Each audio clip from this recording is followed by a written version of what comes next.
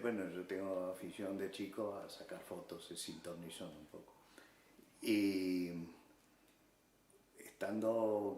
yo vivía en el campo y empecé a observar la vida de los jornaleros que van recogiendo cosechas.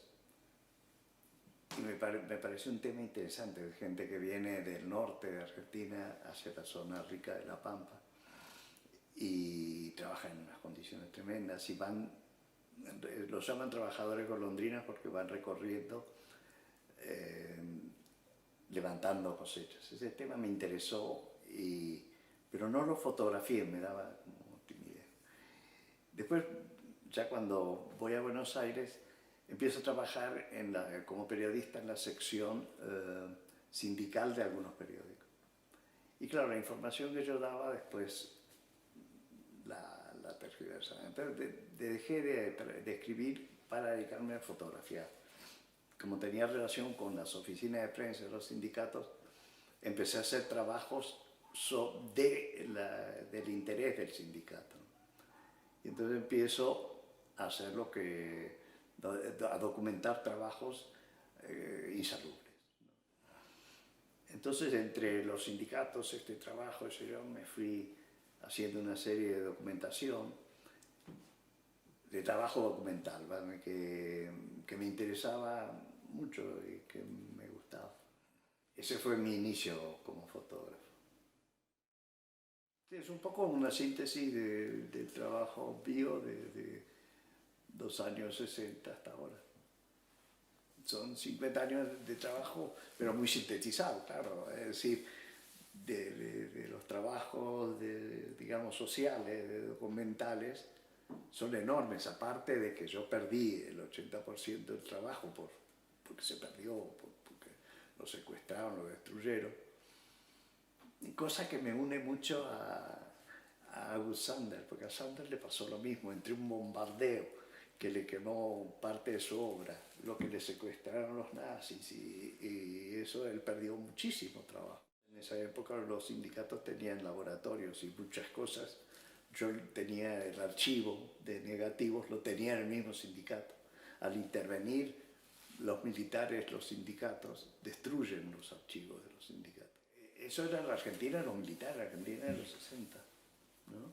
Que le contaba, no sé qué, mi socia, Cristina, era muy bajita.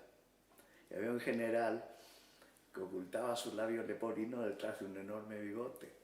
Y entonces ella, como era bajita, le sacó desde abajo y se le veía el labio leporino. Y entonces la foto la usaron muchas revistas de humor y qué sé yo. Parecía como una especie de morsa o una foca. Y entonces a ella le tomaron idea, pobre, ella lo hizo porque era muy bajita y la fotografió de abajo. Era una estupenda fotógrafa con una enorme sensibilidad. Esa fue una familia que destrozaron. Su hermano, que fue diputado en un momento dado, del peronismo de izquierda, también lo mataron a todos los hermanos. La vida mía se divide en dos, antes y después del accidente. Yo estando trabajando en Siria tuve un accidente de coche donde me rompí los pies y me dañé mucho las caderas. Eso me significaron muchas operaciones, tener mucha dificultad para andar y ahí es lo que yo digo, que tengo la influencia de Smith por un lado, que era un hombre que hacía el trabajo caminando, que era como me gustaba hacerlo a mí, y me tuve que hacer un trabajo ya de estudio. En los dos trabajos lo une una sola cosa, porque yo considero tanto Smith como el trabajo que hace Sander, cuentan historias, los dos, con distintas formas, uno siguiendo a la partera o fotografiando el pueblo, siguiendo al médico rural en su tarea diaria, y el otro desde su estudio, pero los dos cuentan una historia. A Sander lo persiguen porque muestra una Alemania que no es aria pura, que es mentira lo del aria pura. Y él tiene una serie de fotos en que fotografía intelectuales judíos, fotografía mezclas de razas, y entonces la forma en que a través del estudio hacen lo mismo, es decir, tan subversivo un fotógrafo describiendo bien la realidad como el que hace la historia siguiéndola, ¿no? Yo por mí hubiera seguido siendo como Smith. En un momento dado se intervienen, los militares intervienen en los sindicatos y ahí tenemos que desaparecer. Desaparecen las oficinas de prensa y desaparece un poco nuestro trabajo. Prácticamente yo pierdo el 80% de los trabajos en los sindicatos. En el interín de la intervención militar, bueno, yo volviendo de un trabajo en el interior me detienen. Yo estaba trabajando en esa época para Antonio Gades, haciéndole fotografías para el hall del teatro, donde él estaba con su ballet. En ese momento a mí me detienen. Antonio sabía las otras actividades que yo hacía. Entonces cuando me detiene, paso 6 meses en la cárcel, no me pueden probar las cosas que me acusaban y decido había una ley por la cual tú podías pedir el extrañamiento, irte del país, pero no podías ir era en los años 69-70, no podías ir a un país limítrofe, no podías ir ni a Argentina, ni a Perú, ni a Bolivia, ni a Uruguay, tenías que irte a un país que no sea limítrofe. Y en ese momento yo tenía amigos en Madrid cercanos a Perón y uno de ellos se conecta con mi abogado y me ofrece que yo venga a Madrid. Era gente de dinero y me protegen ahí en Madrid. Gades acaba de abrir una pizzería, se llama Casa Gades en Madrid, y le hago el reportaje de la inauguración de la pizzería, que fue un poco un centro, abría hasta tarde en la noche, fue un poco centro de la gente de la noche. Ahí el representante de Antonio era Alberto Larios, pero otro representante que tenía Antonio, socio de Larios, llevaba también a Camarón y Paco. Y entonces me los presenta y me pide que haga un reportaje distinto de ellos. Me dice, son gente joven, con una gran complicidad entre ellos y a ver si hace un reportaje en que se vea eso, ¿no? Empiezo a trabajar así con ellos y el trabajo, hago mi primer vinilo con ellos dos y eso me abre la puerta al flamenco porque empiezo yo a trabajar, hago los tequilas, hago los chichos, hago una serie de gente, pero lo que más me va trayendo poco a poco es la gente del flamenco, la personalidad, y al ser una música de raíz, también hay una historia gráfica del flamenco, ¿no? Y hay un libro de Fernando Alegría que se llama Arte y Artistas Flamencos y me encantó. Eran fotos casi anónimas, pero tenían mucha gracia. Y eran fotos en que no había fotos de actuación, eran retratos de la línea Los Peines, Tomás Pavón, Tomás Torres, grupos en patios. Y me gustó mucho, me pareció que ese era el camino, ¿no? Y además te establezco, cuando hago fotografía con Meneses, una relación muy buena con el letrista, el que hacía las letras que cantaba Meneses, que era pintor y hacía cubiertas de disco también, que se llamaba Francisco Moreno Garma. Y él me apoya mucho en la idea de hacer retratos. Mira, todo el mundo hace retratos, hace los artistas actuando. Y en las fotos no se oyen.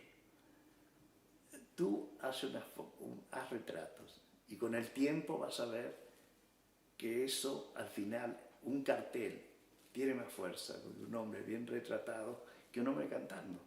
Además todo el mundo así, además cuando haces cantando te tienes que someter a la esclavitud de la luz de los teatros, que generalmente para la fotografía es siniestra, ¿no? Son luces cenitales o mala luz.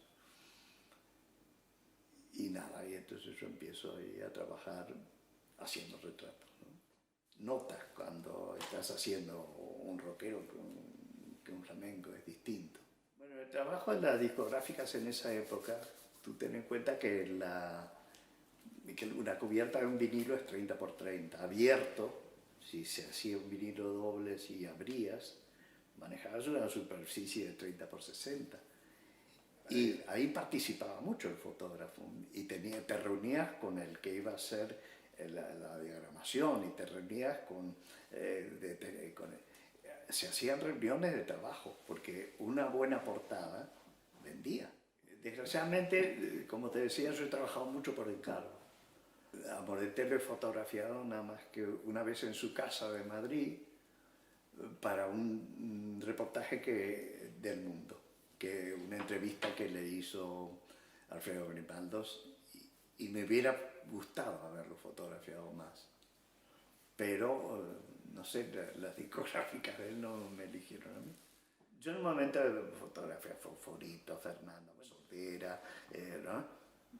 Y después vino una cosa, porque yo al principio trabajaba para los que me hacían el encargo, pero después, claro, la afición te hace que yo me iba a la fiesta de la bulería y montaba un plató, un pequeño plató, la foto que hay ahí de agujetas con el vaso de Coca-Cola, eso está montado en un plató. De las personas que me impresionó fotografiando, bueno, dos, el Niño Miguel, que era un guitarrista extraordinario, un superdotado, una maravilla, y bueno, y Rafael Romero, el que llamaban el Gallino. Rafael Romero había actuado en cine, había hecho El llanto por un bandido con Saura, pero tenía un gran dominio en la cámara, no había necesidad de decirle que haga nada. Cada vez que oía el disparo de la cámara cambiaba él solo de postura, le hacías 30 fotos y después no sabías cuál elegir. Y eso es muy dado, bueno, en los bailadores no es normal, pero en general, cantador gitano posa mejor que un cantador payo. A mí Paco me impresionó mucho, después seguí con otros, el que me marcó mucho mi camino, me ayudó mucho desde el punto de vista estético y con quien yo me entendía bien y le mostraba lo que estaba haciendo, era Francisco Moreno de Albán, ¿no? Meneses fue a cantar al Olimpia en los 70. Moreno me insistió que yo vaya con ellos para hacer el reportaje del viaje, ¿no? a París. Yo trabajé para la industria. Yo no trabajé por amor al arte, también me gusta mi trabajo y eso, pero yo siempre que trabajaba tenía la limitación, que a veces es muy buena, de saber que eso tenía que ser la cubierta de un vinilo. La medida, tenía la medida, el 30 por 30, la visión de la tipografía, que eso tenía que ser un cartel también. Es decir, no trabajaba al tuntún, el que te encarguen una cosa y te den ciertas limitaciones, en el fondo te ayuda, porque tú te concentras más y no dejas disparar tu loca fantasía y hacer 20.000 estupideces a veces o cosas que sobran, ¿no? A mí me gusta que los retratos esos queden, ¿no? Que queden como en la memoria del artista, ¿no? Realmente los músicos, los escritores, los artistas tienen una cosa que es que siguen viviendo después de muertos, siguen viviendo en su música, siguen viviendo en lo que escriben, siguen, ¿no? Entonces yo pienso que no sé, que ese retrato es de una persona que de alguna forma está viva, que no muere, que es un poco inmortal, ¿no? Yo nunca me encuentro como fotógrafo, tengo unos nervios que me mueren. Yo creo que es el mismo nervios que tiene un bailador cuando sale a bailar, un cantador cuando canta, eso. Una vez que te metes en la historia y lo que te preocupa es nada más que la luz y esas cosas ya, sí, pero cómodo no estás nunca, ¿no? Empiezas a estar cómodo cuando te metes en la historia y entonces y lo que estás deseando es ver el resultado, ¿no? Es decir, una vez que termina, ¿no? Pero hay un momento dado, cómodo está siempre con una gran tensión, ¿no? Y si no hay tensión, quiere decir que la gente que dice, no, esto lo hago yo en pispás, no creo en eso. Yo me asombraba mucho ver, estando en el camerino con Antonio, los nervios que tenía Antonio cuando tenía que hacer un padre de hoy con el Huito, ¿no? Y entonces me decía, ve a ver qué está haciendo el Huito. El Huito, como para él bailar era una cosa tan natural que había hecho desde muy pequeño, estaba charlando con sus amigos, me agregó a llevar charla. Dice, y me decía una cosa, le digo, no, el Huito está muy tranquilo, está charlando con los amigos. Y dice, claro, él baila como respira.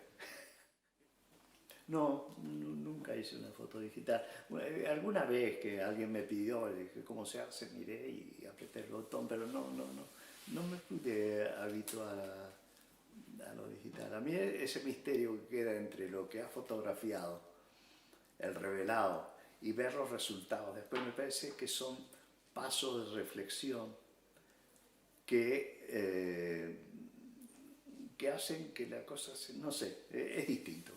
Me acuerdo una frase muy graciosa que dijo Ucalele. Ucalele hace un tipo de foto que las pinta, las dibuja, las recrea, ¿no?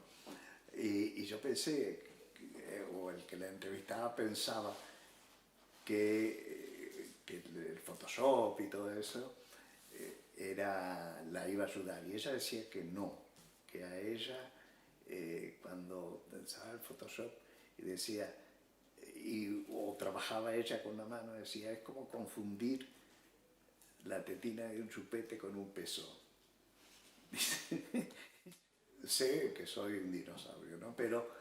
Y que estamos en extinción, que llegará un momento que no se fabricará más películas, porque si el cine, por una cuestión de economía y por una cuestión de las facilidades que da el digital, que son infinitas, no va a usar más el celuloide. Y en un momento dado, si el cine no usa celuloide, es muy difícil que se use, que se siga haciendo película para fotografía, ¿no?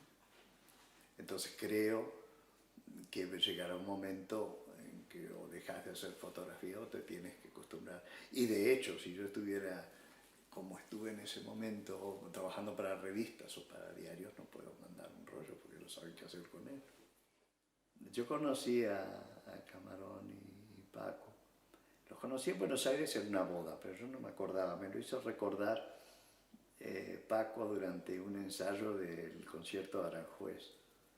En un ensayo del concierto de Aranjuez en Torrelodones, que fue de mañana, charlando así, me acuerdo, me preguntó por una prima mía, porque yo en realidad, me dice, yo te conocí en la boda de esa prima tuya, que una prima mía que era amiga de Paco.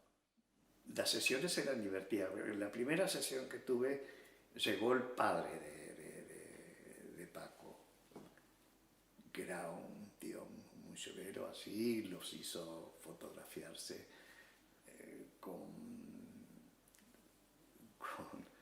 camisa blanca, traje negro, y prácticamente miraba a través del visor cada foto que hacía y aprobaba o no.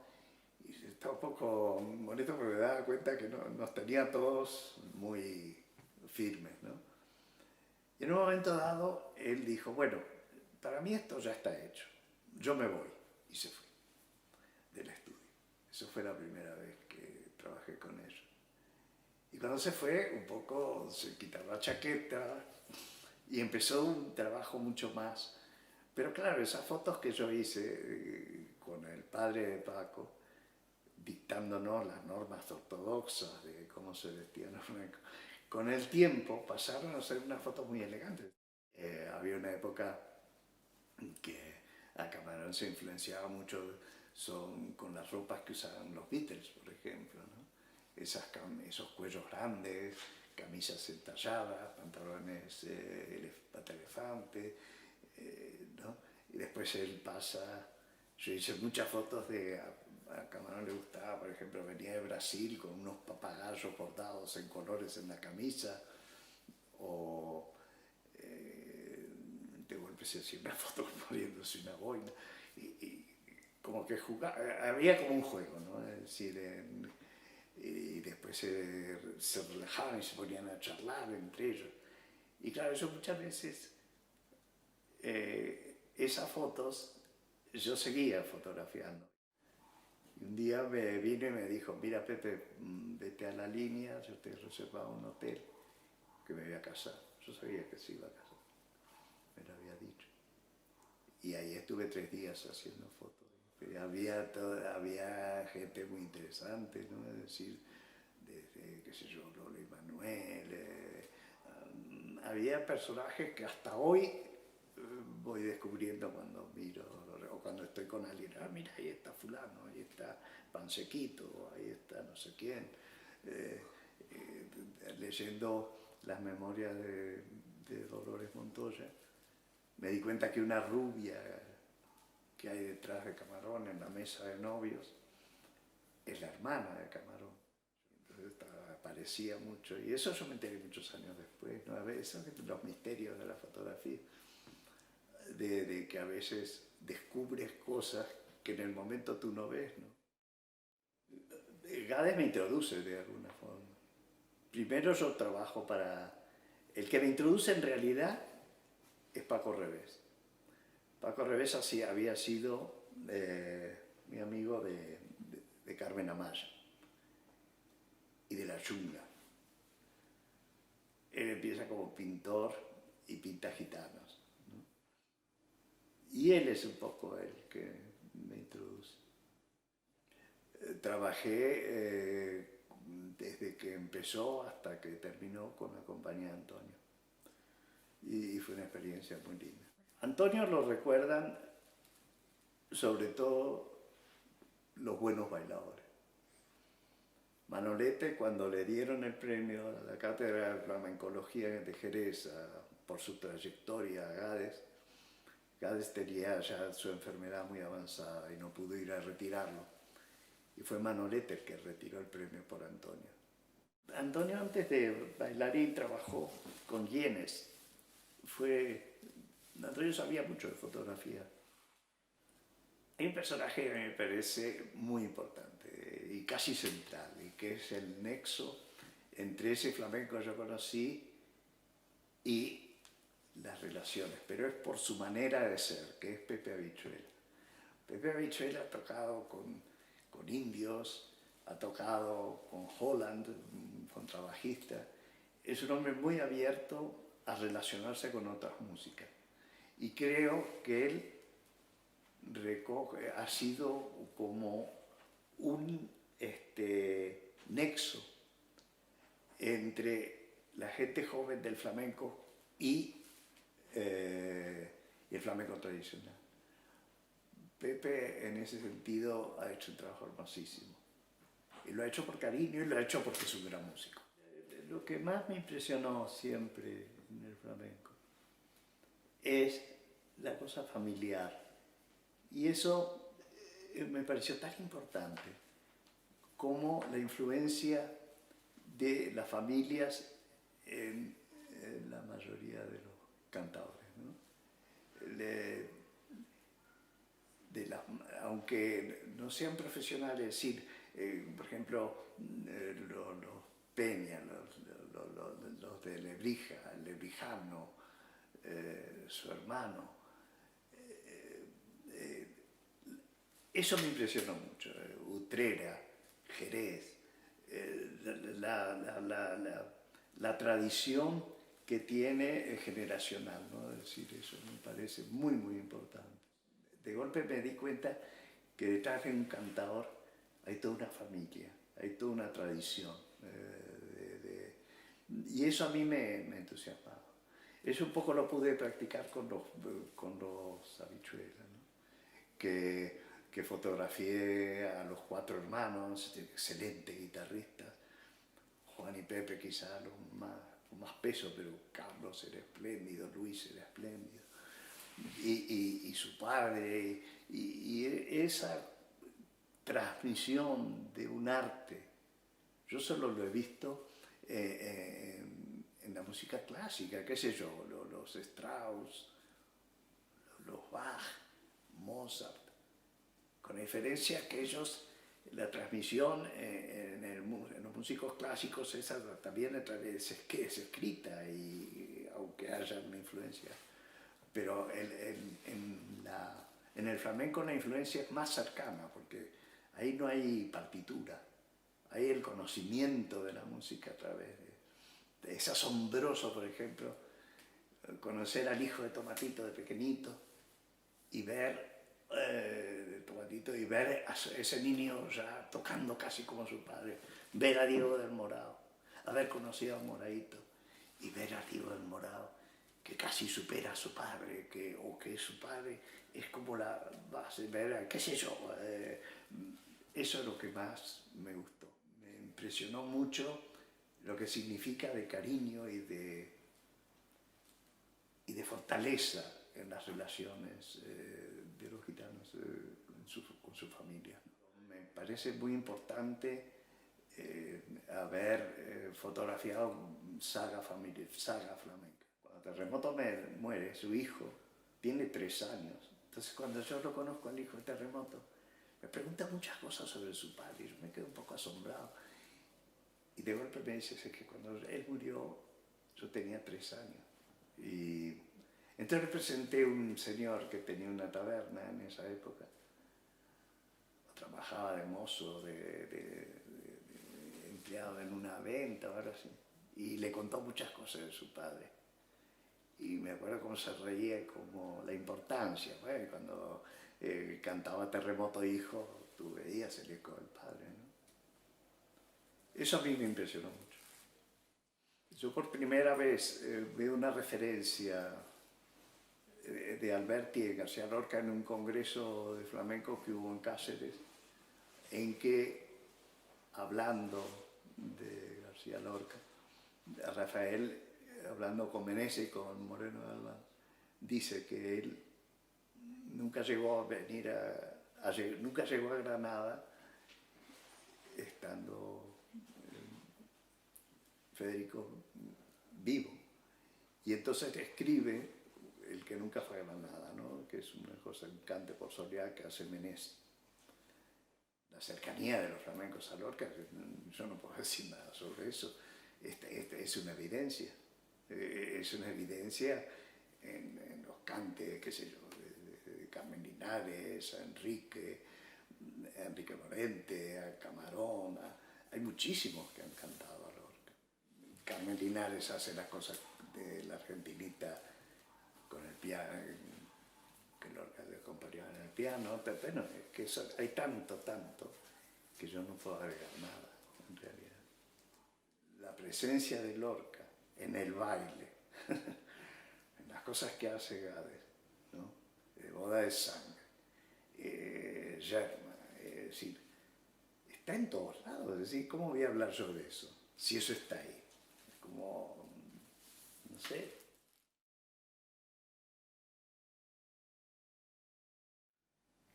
Bueno, ahí me preguntan por un personaje que yo lo impuse, que yo insistí que estuviera entre los escritores, que se llama Arturo Álvarez. Lo conocían por Arturito. Es un personaje curioso, conocido por todos los escritores, que a su vez escribió un libro que se llamaba Sven, que está escrito por el que describe la historia, es un perro. Sven es un perro. Y ese personaje yo lo puse porque fue muy amigo mío y fue un hombre inmensamente rico. Fue un mecenas del Teatro Colón. Se montaron ciertos ballets gracias a la ayuda económica de él. Llegó a tener un inmenso telón que hizo Picasso para el ballet de Diaghilev, para Parade, la música de Eric Satie, y lo tuvo en su finca, y para poderlo ver ese telón de Picasso había que extenderlo en tierra porque no era gigantesco. Y ese hombre que tuvo tanto y que sus fiestas eran fastuosas y todo eso, y que terminó muriendo en un asilo de ancianos público donde era el bibliotecario y hacía recitados a los otros viejos, algunos en francés, que eran viejos, pero como tenían una capacidad histriónica inmensa, la gente le encantaba lo que representaba y todo eso. Hay un reportaje muy largo que se llama El Príncipe Desconocido, ¿no? que lo define a él mucho, y yo me obstiné en que estuviera él, aunque no estuviera. Lo único que pondría yo abajo es Arturito, pero no sé, aparte que me gusta su retrato, era un personaje que no sé, que tenía que estar.